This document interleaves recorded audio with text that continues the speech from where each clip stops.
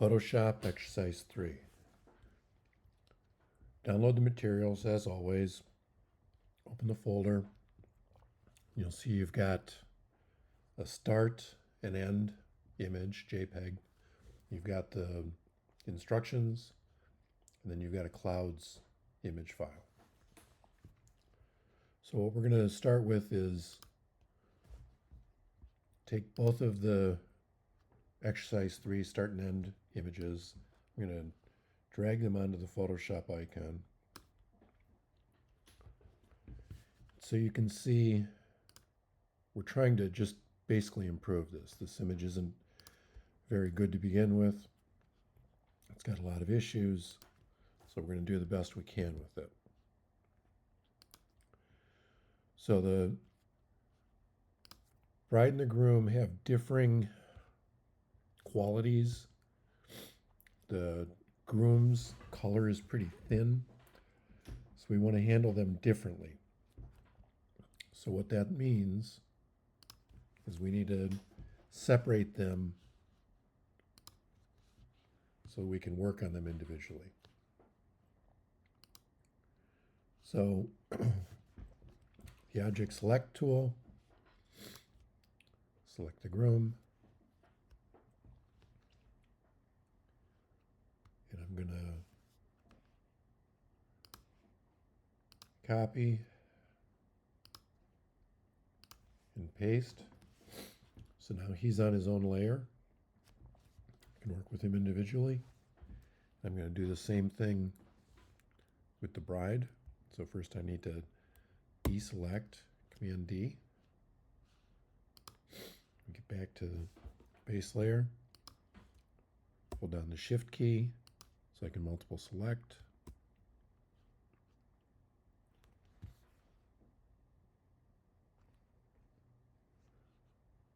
I'm going to copy her and paste, and she'll be on her own layer as well. Okay, so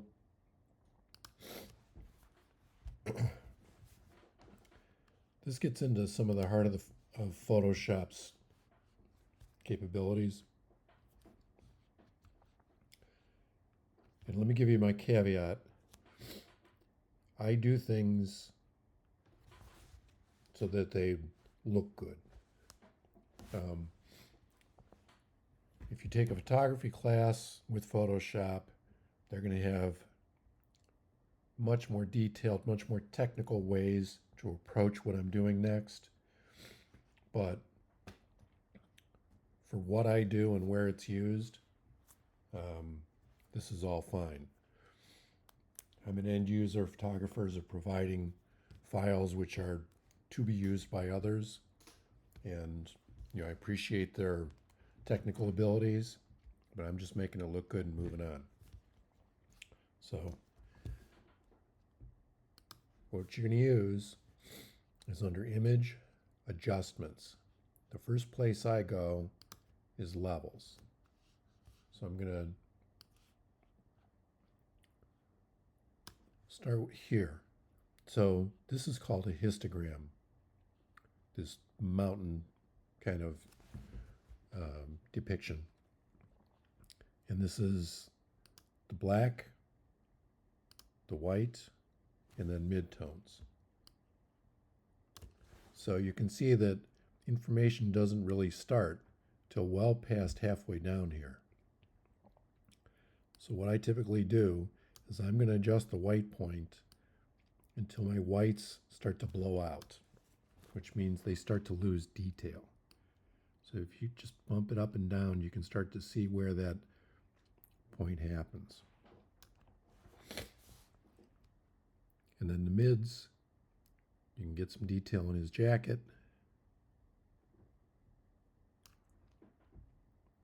And then blacks aren't really too much of an issue.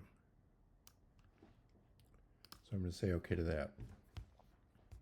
Now the problem is his color is really thin. So what I'm going to do is I'm going to duplicate this layer. We should name these just for the heck of it.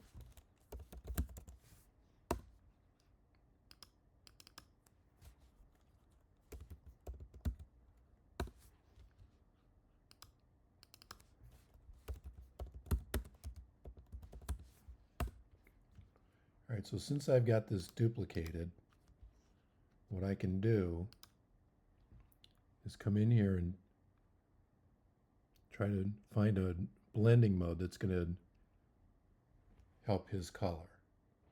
So if I use hard light, that richens the color, makes him look better.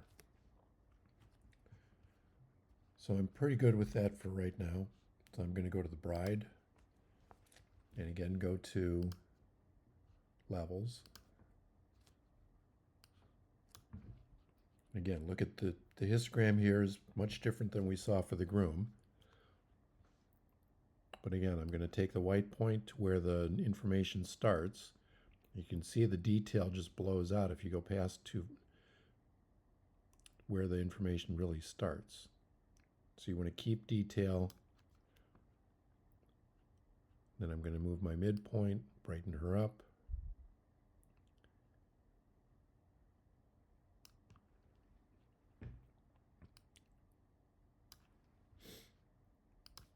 Okay.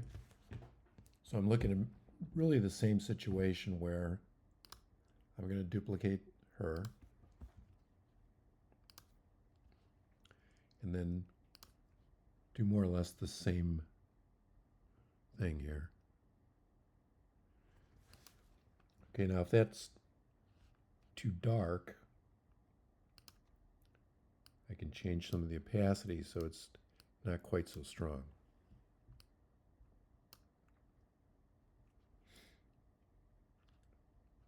And if I want to brighten her up,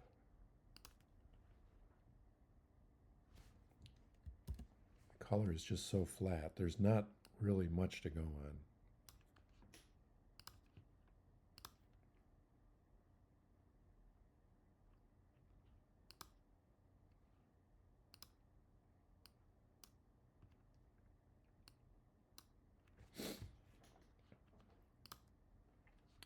Okay, so that's the basic, getting them squared away.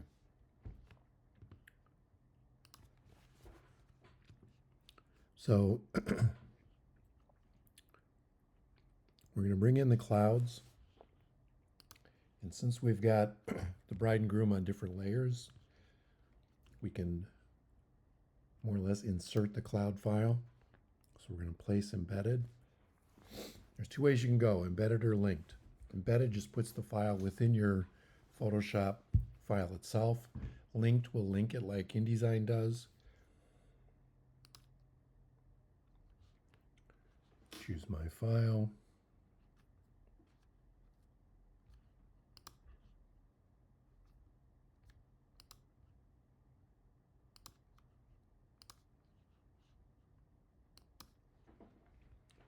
All right, and so clouds, you can't tell if they're distorted. So I'm just going to stretch the image to fit left and right. And then top to bottom, I'm going to find the horizon line and just place it on the horizon. Then hit return, and you've got it. So now by taking this layer and putting it below the bride and groom, it's in there. So now the color's too rich. It just doesn't look realistic. So we can start to change the opacity so that it fits better. And at least at this point.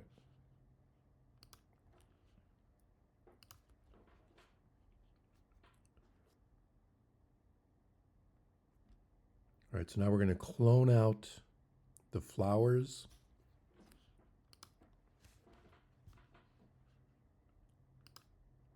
So the clone stamp tool, we need to select our layer.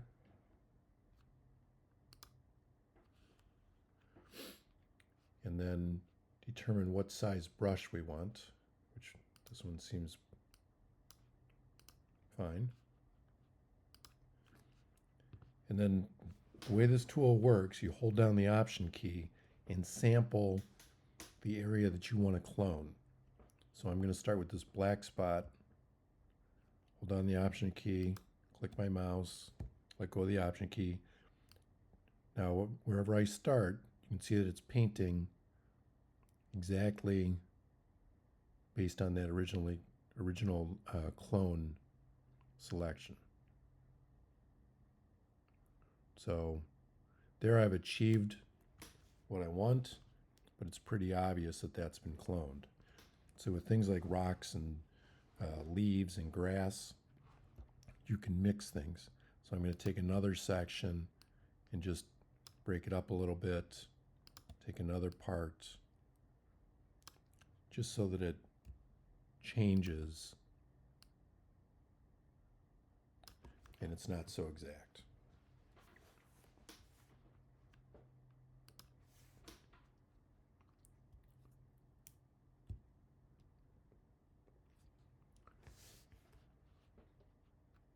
Okay, so we're going to reduce noise. It's the speckling within here.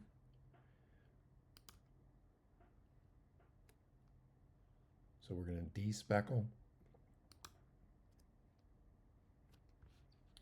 And we're going to do both layers. And we're going to do the same with the bride.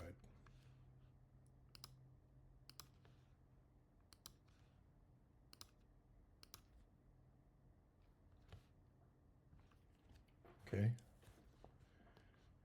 still like to see her brighter.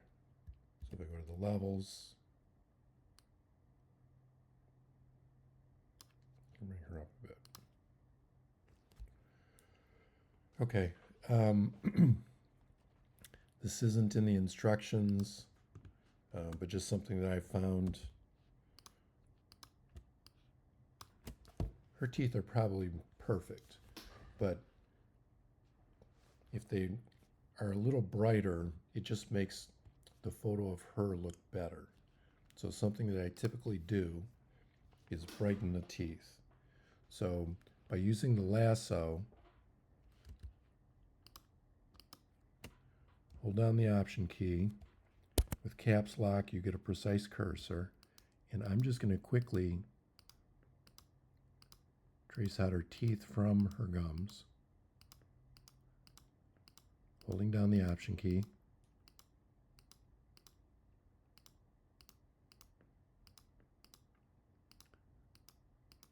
For the minute this takes,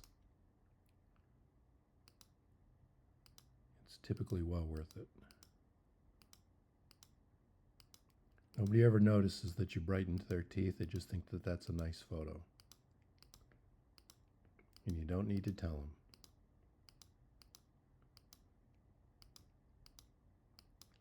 Okay, so that's a selection. I'm going to make a new layer. I'm going to take white and fill with that. Okay, that looks a little silly. Zoom out. Now by using a blending mode, and maybe just the opacity,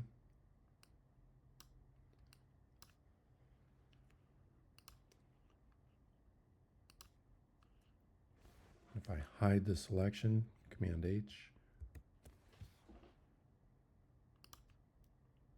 I can add in just as much white as I like.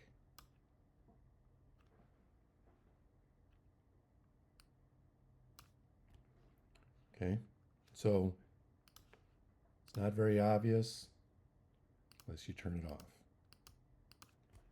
It's just a subtle thing, but it's helpful.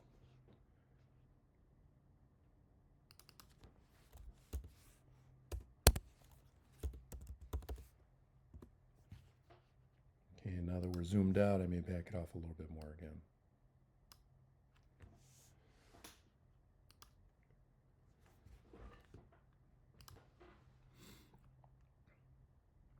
Okay, now we're going to get rid of wrinkles, blemishes, so forth. So zoom in.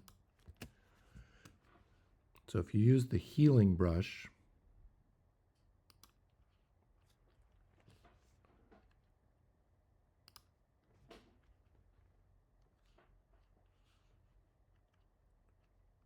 this is set really large right now.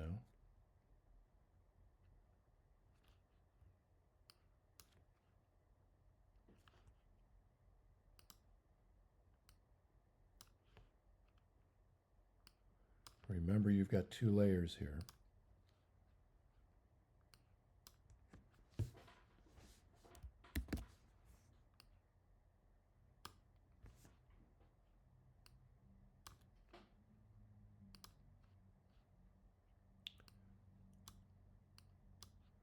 You can start to clean up her complexion. You want to get rid of the crow's feet.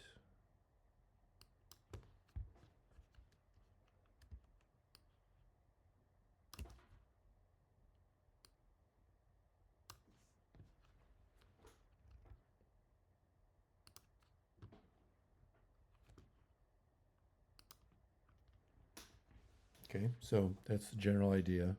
If you do it too much, it looks fake, but you can remove a fair amount.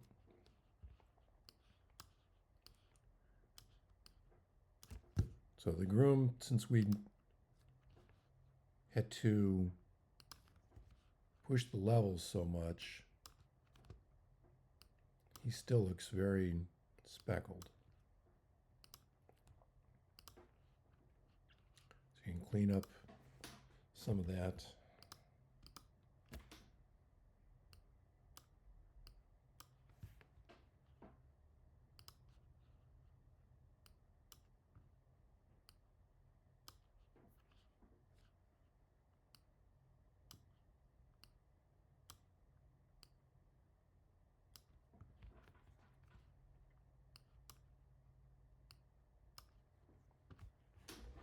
Okay, so that's the idea.